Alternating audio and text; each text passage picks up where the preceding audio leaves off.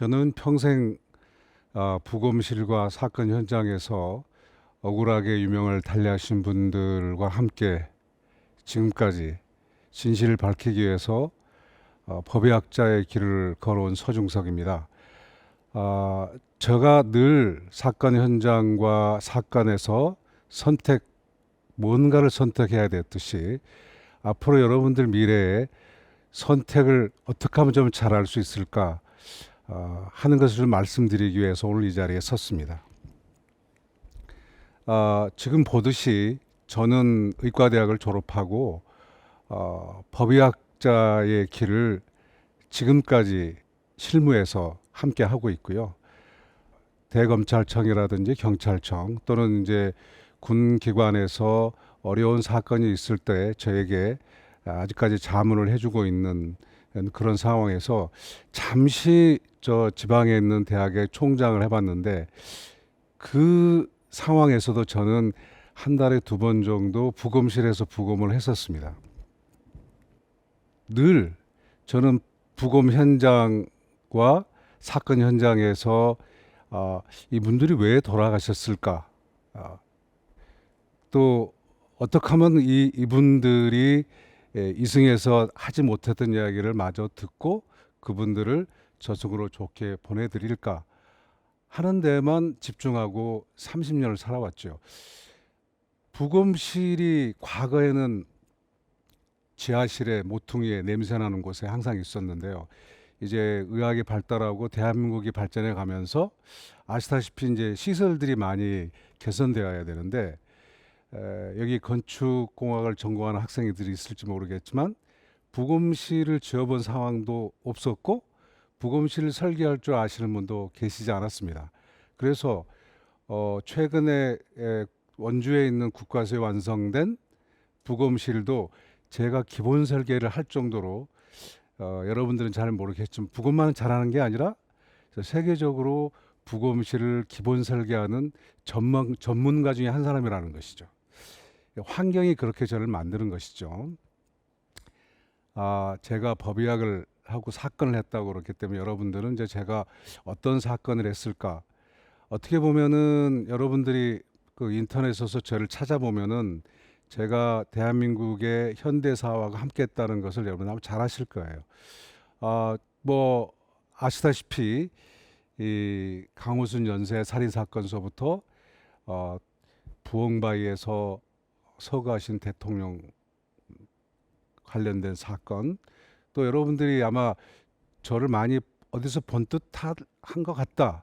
유병원 씨 부검을 하고 그 결과를 발표했고, 또 저 개인적으로 보면은 대한민국의 법의학이 세계적이라는 세계적 수준에 왔다라는 것을 인정받았던 사건이 이제 소아과 만삭 부인 사건, 이런 것들을 직접 집도하거나 현장에서 사례를 분석해서 그 사건의 진실을 밝히는 일들을 쭉 해왔습니다.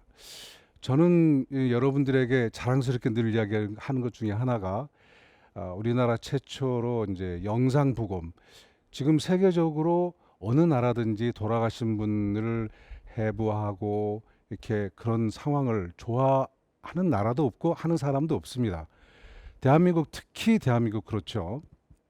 그래서 이제 영상 부검 기술을 도입을 해서 지금은 이제 대한민국 국가수는 모든 변사자가 부검실에 오게 되면 그 부검을 하기 전에 이제 CT를 찍어서 이분이 왜 돌아가셨는가에 대한 증거도 남기고 또 그 결과를 법정에 이용하기도 하는데 2010년도 후반에 이제 스위스 로잔 대학에 직접 가서 그 기술을 배우고 이 도와준 분들이 전임 원장님이나 이런 분들이 많이 도와주셔가지고 이런 시설과 기술을 도입을 해서 지금은 이제 대한민국도 굉장한 수준의 영상 부검이 되었는데 어떻게 보면 이제 도입했다.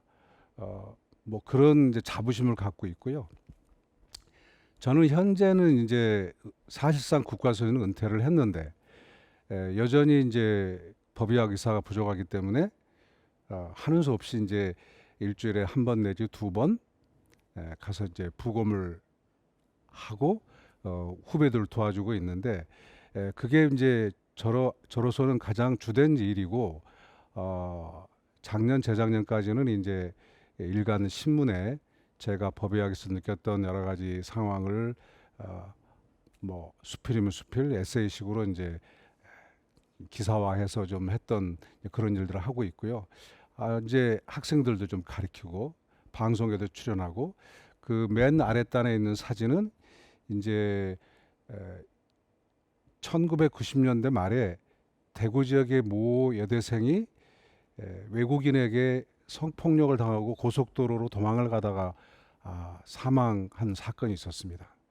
그게 이제 오랜 시간이 지난 후에 법과학 기술이 발전을 해서 유전자 분석을 통해서 이 범인들이 스리랑카 사람이라는 것을 알게 됐고, 그런데 재판에 회부했지만 이미 우리나라는 공소시효가 지나서 그들에게 죄를 묻기가 어려웠는데 검찰과 함께 스리랑카에 직접 가서 그 스리랑카는 20대 미만의 여성을 성폭력할 경우에 공소시효가 없는 나라입니다. 그래서 같이 가서 이제 공소를 제기해서 벌을 줄 수 있도록 했던 그런 일들이 이제 지금 그런 일들을 저는 하고 있습니다. 영광스럽게도 이제 성균관대학교에서는 지금 화요일마다 이제 강의를 하고 있는데 저는 쉽게 퇴출 당할 줄 알았는데 학생들의 많은 지지를 얻어서 아직까지 3년 동안 강의를 하고 있습니다. 네. 여기서 이제 법의학 이야기를 들어가기 전에 의과대학을 졸업을 하게 되면은 선택의 첫 번째 관문에 들어서게 됩니다. 제가 의과대학을 졸업할 때는 우리나라의 의료보험이 아직 정착되지 않은 단계여서 웬만한 임상 의사를 하게 되면은 소위 말해서 돈도 벌고 명예를 가질 수 있었습니다. 그런데 뭐 무슨 이유인지 모르지만 저에게는 뭐 콩깍지가 씌은 것이죠. 병리학을 선택을 했고 그 병리학 중에서도 법의학을 했습니다. 법의학을 할 때 저를 길러준 어머니, 그 아버지가 일찍 돌아가셨기 때문에 어머니는 저를 의과대학 보내고 뭔가 보상을 받기를 원하셨습니다, 사실. 그런데 졸업을 하자마자 별로 돈과 관계없는 이런 자기의 미래를 결정을 할 때 크게 항의하시진 않았지만 머리가 아프시다고 하얀 띠를 두르셨던 것 같아요. 축복된 길은 아니었는데 이 법의학의 길을 들어서면서 저의 중요한 인생의 선택이 이제 시작되었던 것 같습니다. 법의학은 여기 보시는 바와 같이 크게 세 분야로 구성이 되어 있습니다. 주로 이제 현장에 사람이 돌아가시게 되면 이 사람이 왜 돌아가셨는가 검안하고 문제가 있는 경우는 이제 부검실로 시신을 옮겨서 부검을 하는 그런 검시 분야가 있고요. 또 두 번째 분야로는 이제 뭐 삼풍백화점이 무너지든지 대구 지하철에 뭐 희생자가 생기든지 얼마 전에 이제 세월호 사건 뭐 이런 큰 사건이 있게 되면은 돌아가시는 분들이 누구인가를 밝히는 일이 굉장히 중요합니다. 그걸 대량죄라고 하고 법의학에서는 개인식별이라고 합니다.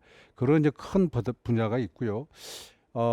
마지막 분야는 대한민국에서는 그닥 지금 활성화되고 있지 않는 분야인데 상해 진단서를 왜 다쳤는가, 얼마나 치료를 받아야 할 것인가, 또 의료 행위가 이루어졌을 때 이 의료 사고는 어떻게 분석을 해서 누가 잘못한 것인가, 이런 걸 하는 임상법의학, 이런 커다란 세 분야로 이루어져 있는데 저는 평생 이 검안과 부검, 이 95% 정도 되는 이 일에 종사를 해왔고 지금도 이 일에 열심히 하고 있는데요.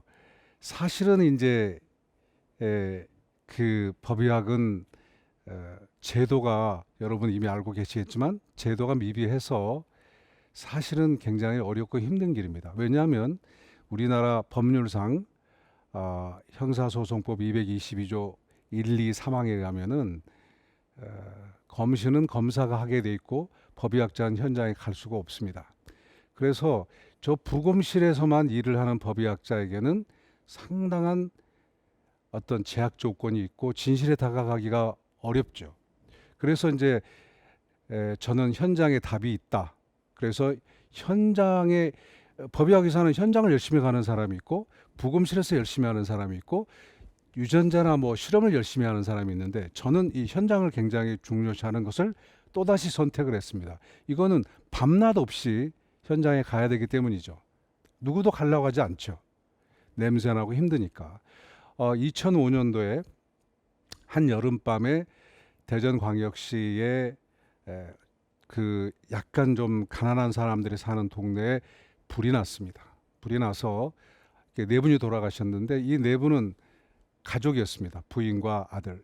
이 부인은 굉장히 그 아이들에 대한 어떤 교육을 잘 시켜서 아들은 전교 학생 회장이었고 둘째 아들은 반장이었고 막내 아들은 이제 학교를 안 가는 그런 나이였는데 이 불이 나서 이 세 분이 돌아가셨는데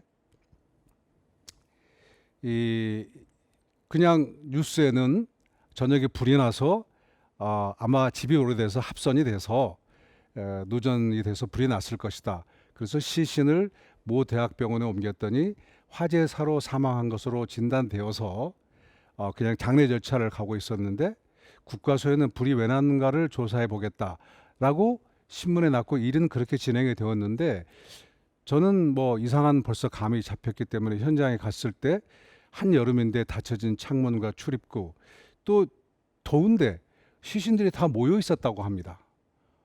뭐 여름에 불 쬐일 일도 없는데 시신들이 한 곳에 모여 있다는 것. 그 다음에 어두운 현장에 대한 목격자들 진술. 그 사모님께 돌아가신 분이 9시에 검정 비닐 보자기에 라면을 사가지고 오는 거 봤다. 여러분 굉장히 어두운 그 여름밤에 검정 비닐 보자기 안에 라면이 들었는지 뭐가 들었는지 알 수 있나요?